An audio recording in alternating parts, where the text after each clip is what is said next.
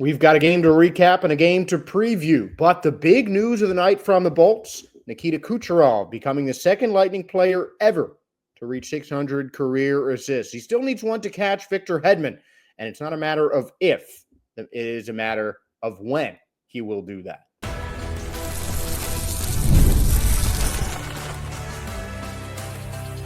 You're Locked On Lightning, your daily podcast on the Tampa Bay Lightning, part of the Locked On Podcast Network, your team every day. Josh Sperber here, giving you all a nice and hearty welcome and a big thank you for making Locked On Lightning your first listen every day. We're part of the Locked On Podcast Network, your team every day. And if your team is the Tampa Bay Lightning, then this is the show for you. And today's show will be brought to you by FanDuel.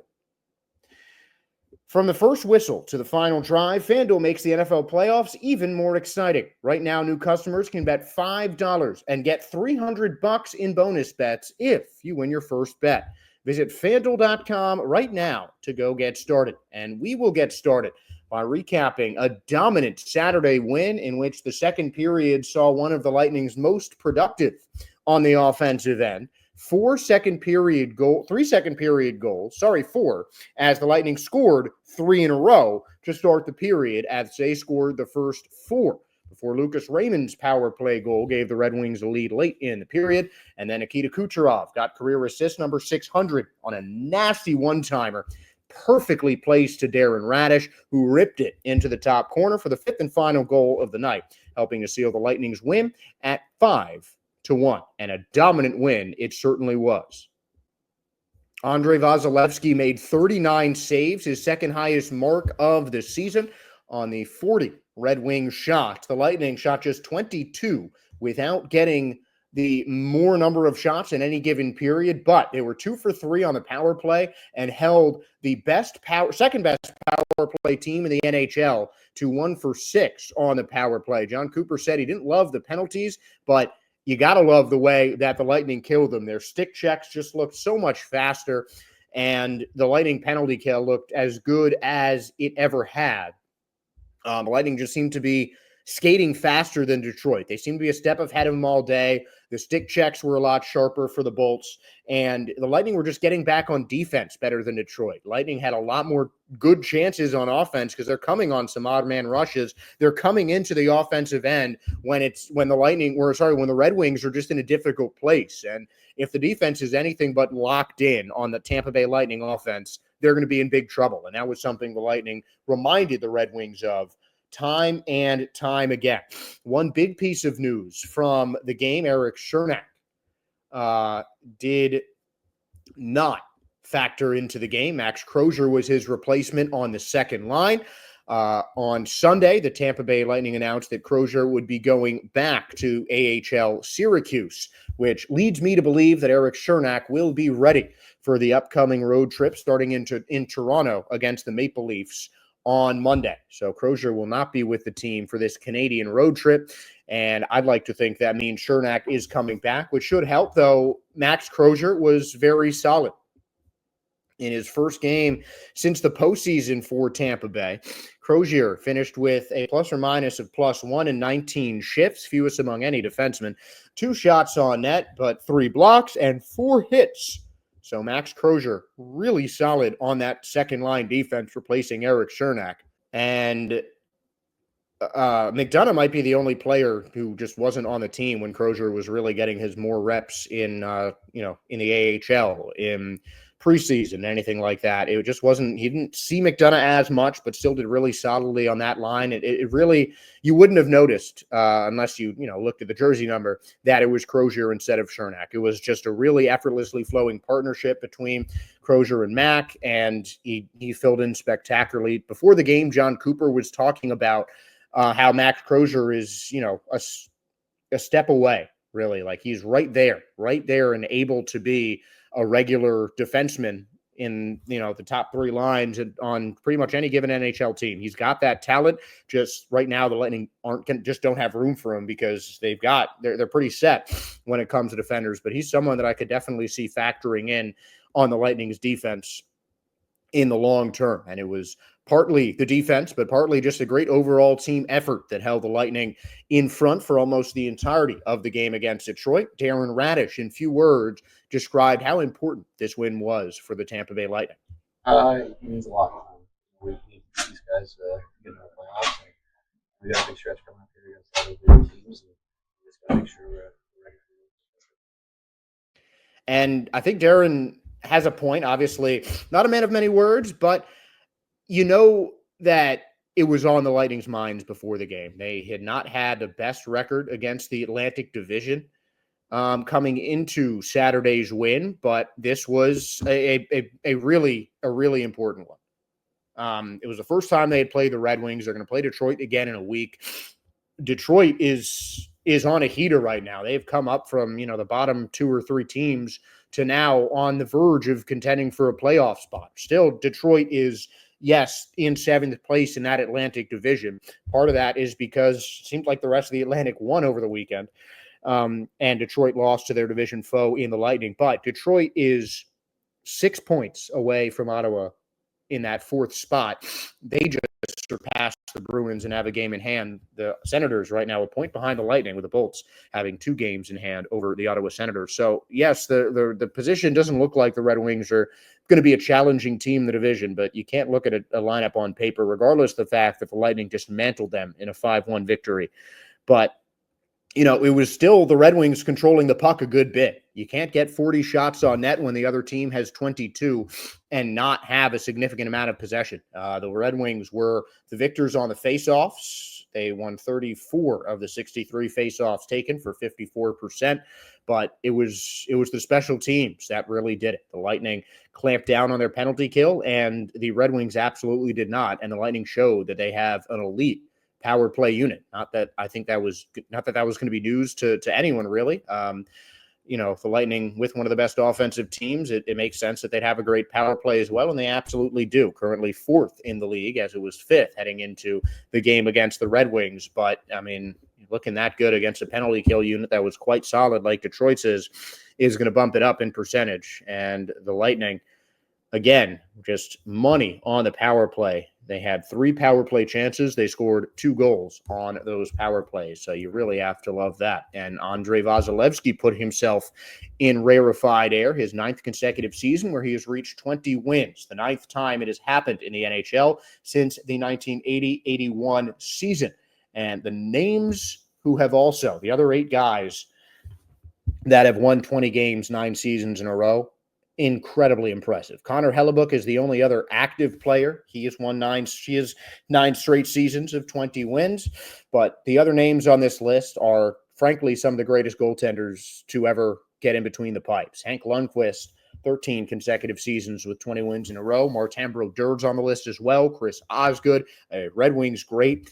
Roberto Luongo, Patrick Waugh, Ed Belfour, Thomas Vokoun are the other 8 guys. And Andrei Vasilevskiy being on that list is just a testament to the talented goaltender he is. 2nd most saves in a single game this season, and he just looked dominant. It's hard to tell that.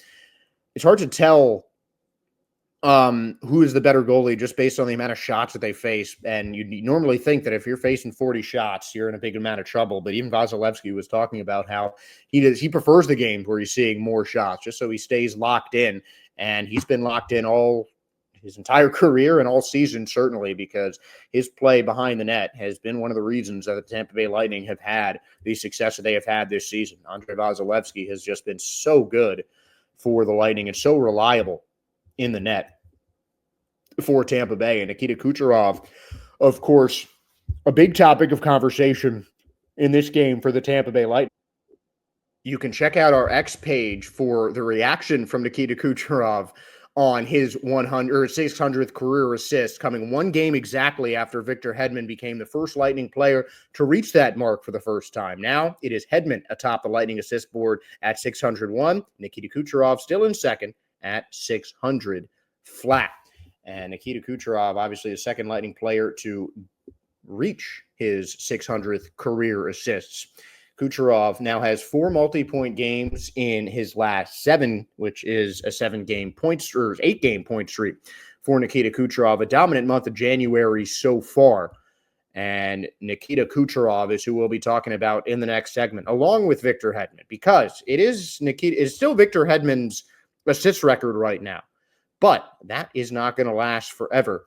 And we'll talk in the next segment about how long that will last once Nikita Kucherov officially gets career assist number 601.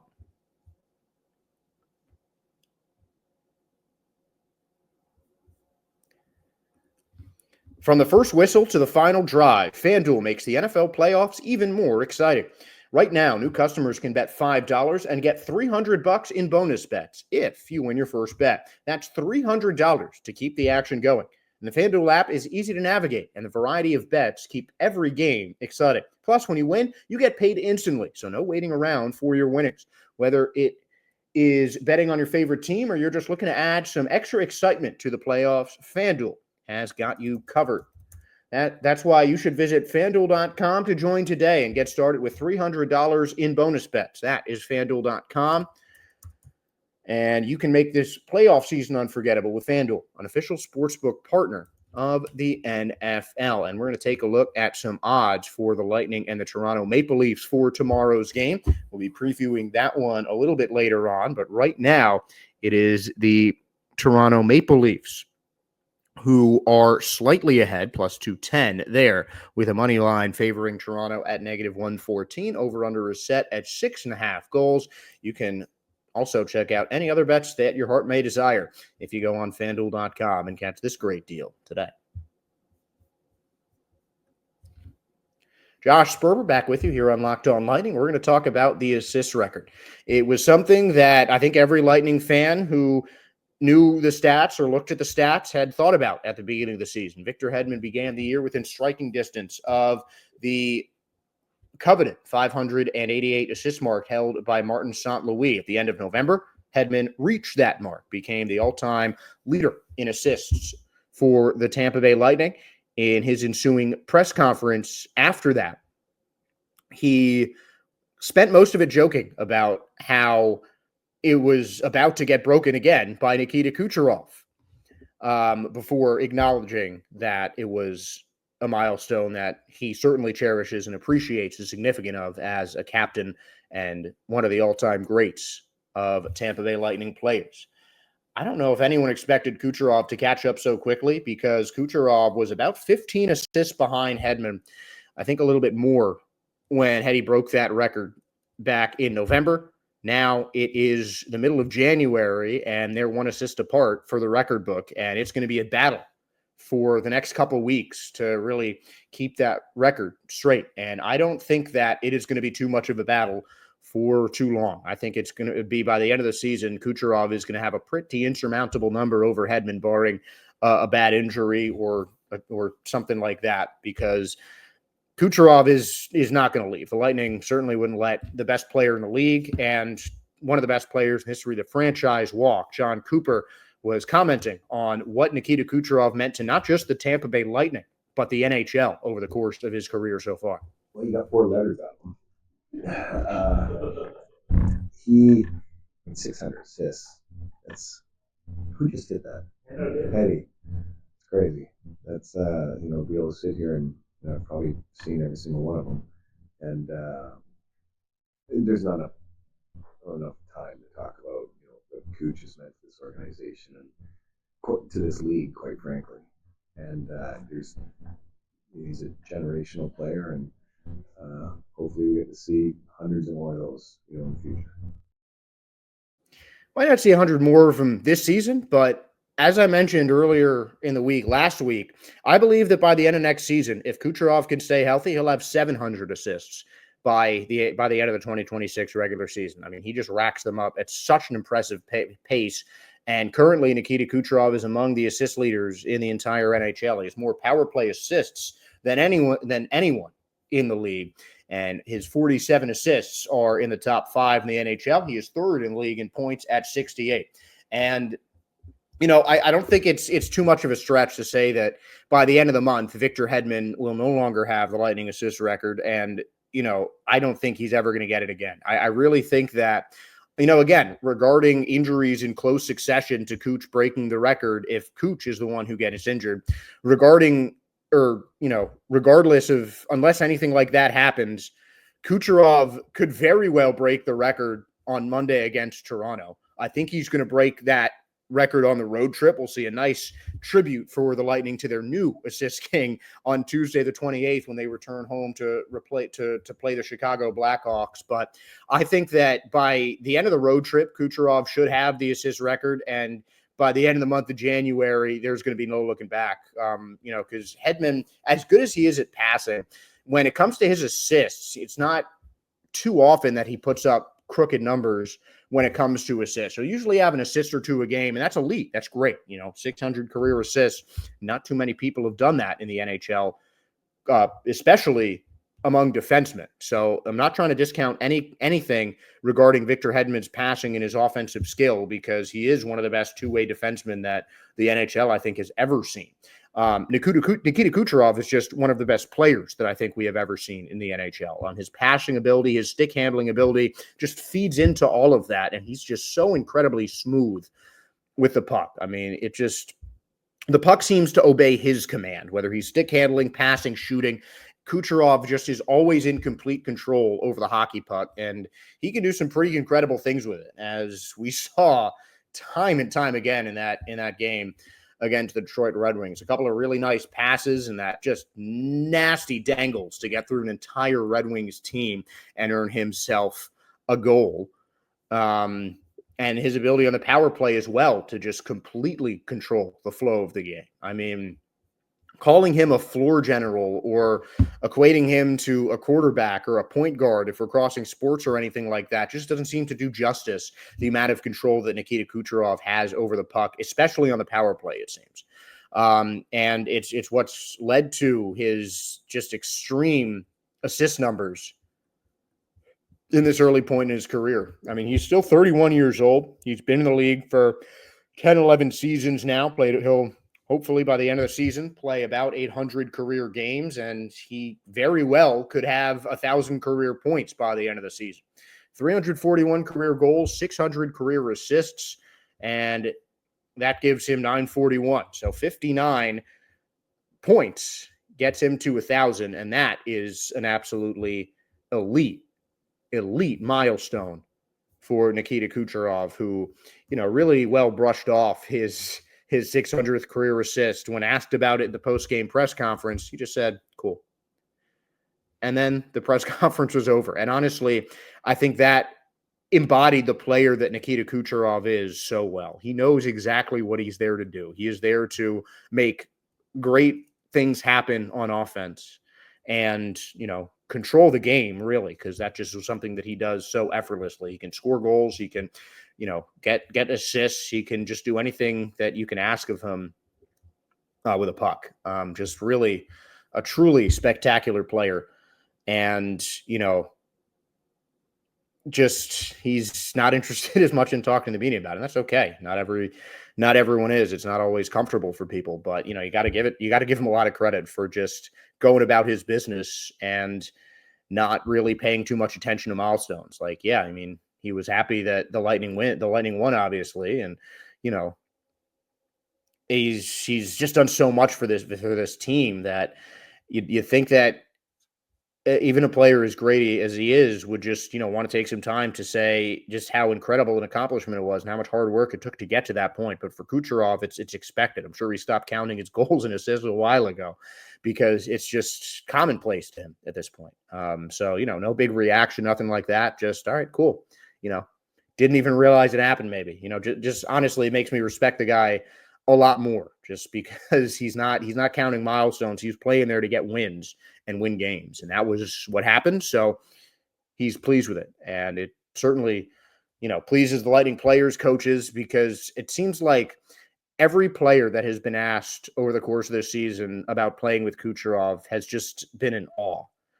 Some of the quotes, like my personal favorite from Braden Point, even if you don't think he sees you, he sees you. I mean, he has that kind of just incredible vision on the ice, and it has been a true catalyst to his 600 career assists. And I think by the end of the month, he'll be the Lightning's career assist leader. Maybe he needs another 1,300 and change to catch Wayne Gretzky. that might not be as likely, but with a guy like Kucherov, you never know. I certainly think it's a possibility, but he'll certainly be down in the record books for a lot more than just the Lightning's all-time assist mark by the end of his tenure, hoping that it all stays with the Tampa Bay Lightning. And the Tampa Bay Lightning, though, will not stay in Tampa Bay. They are off to Canada for a couple of games and then back to the United States in the Midwest to take on the Blackhawks and Red Wings for the first and second time this month. The Blackhawks they will see again later this month. The Lightning have seen the Maple Leafs already plenty of times over the course this season, more than any other team in their division to this point, except for the Boston Bruins, who they have also seen twice. It'll be the third time the Lightning play the Toronto Maple Leafs, the current leaders of the Atlantic Division with 60 points through 47 games. We'll break down the start of a 4-game road trip when we return here on Locked On Lightning.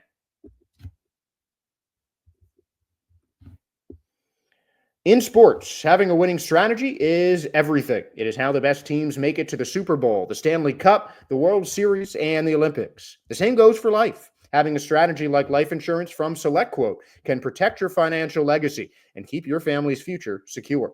SelectQuote makes it easy to find the perfect life insurance policy.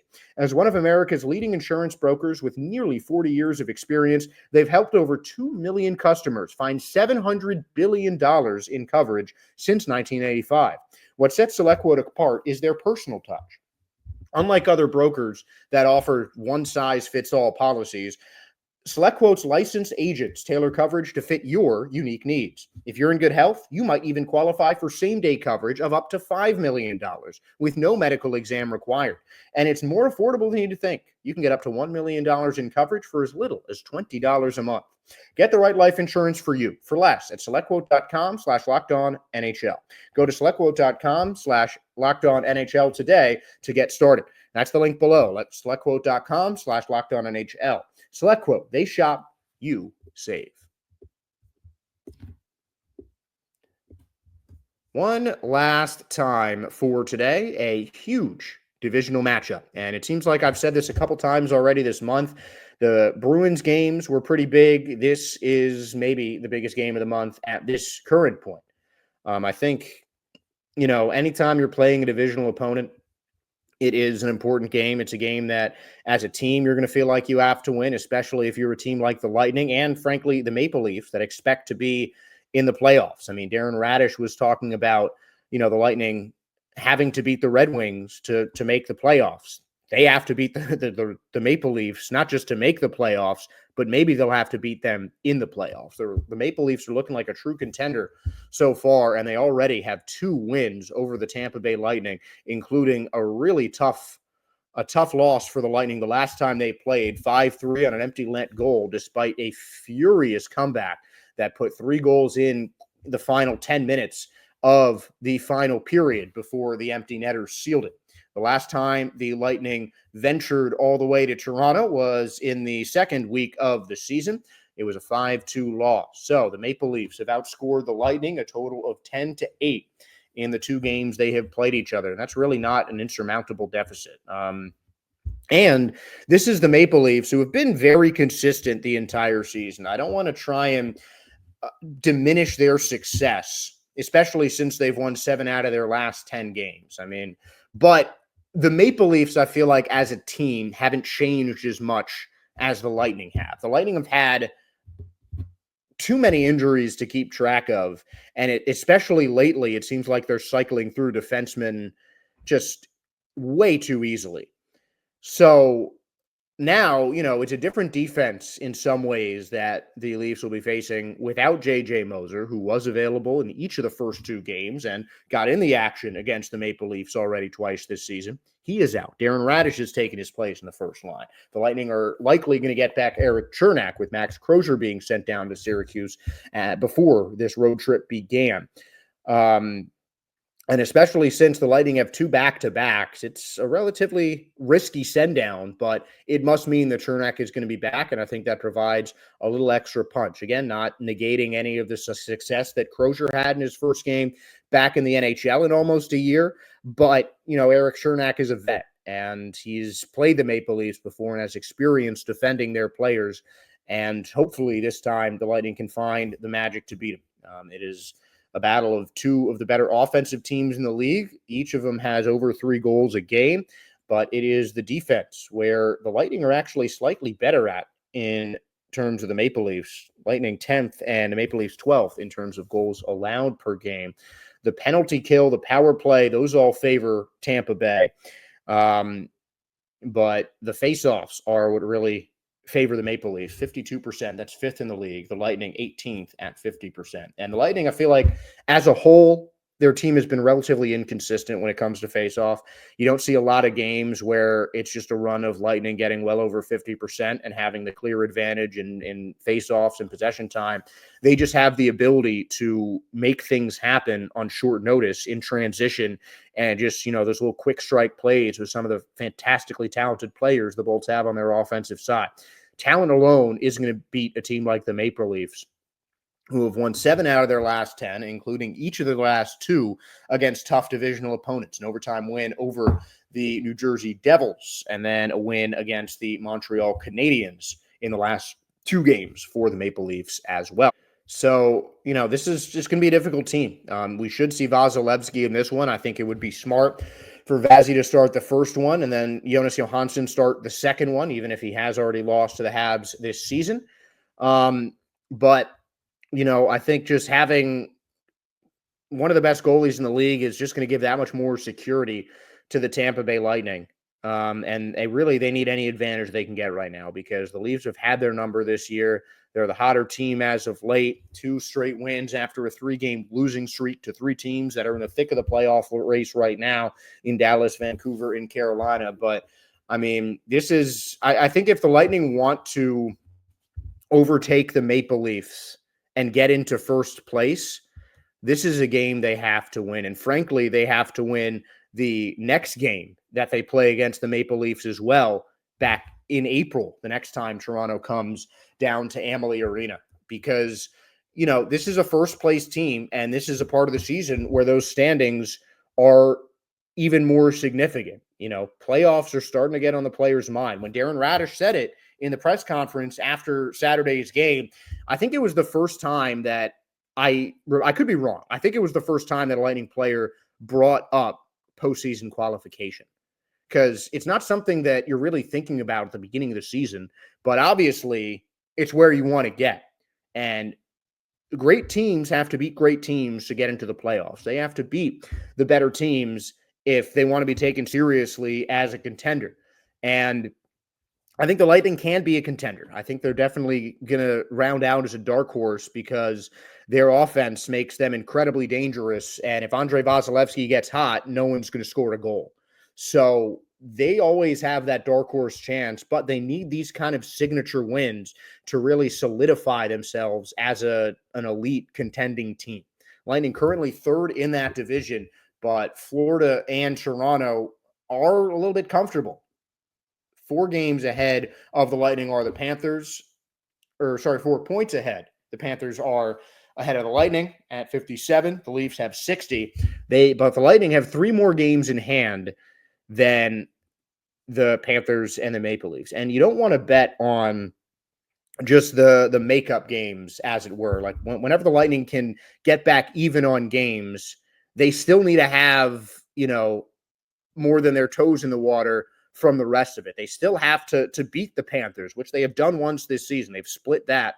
And I think, especially after losing the first 2 against the Maple Leafs, the Lightning are going to have to at least split that series if they're going to want to have a chance to win the division or maybe even get second place. I think it's still a possibility for either of those things to happen? Yes.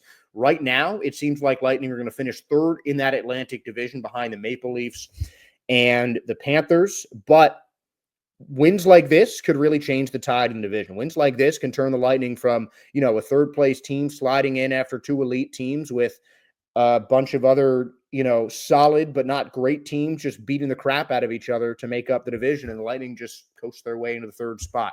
But the Lightning are too good to make it that easy for themselves, or to make it that difficult for themselves. So they need to get some of these wins. I think this is a game that they can win. I'm saying Lightning 4-3 over the Maple Leafs. If you have a different prediction, put it in the comments below. or message us on X at LO_lightning. Please give us a follow there as well as wherever else you have listened to your podcast today, YouTube, Spotify, Apple, any other service you listen on. We'd really appreciate a like, a follow, a subscription. And we really appreciate your guys' support for continuing to watch this show. So thank you all for making Locked On Lightning your first listen today. And for your second listen, make sure to check out Locked On Fantasy Hockey. Become a fantasy hockey expert and get the edge over your league mates with daily tips from Steal and Flip. Find Locked On Fantasy Hockey on YouTube or wherever you listen to your podcast. And again, wherever you listen to your podcast, please give us a like, a follow, and a subscribe. We do the show for you guys, and we really appreciate your support. So thank you so much for tuning in. Have a great week, and go Bolts.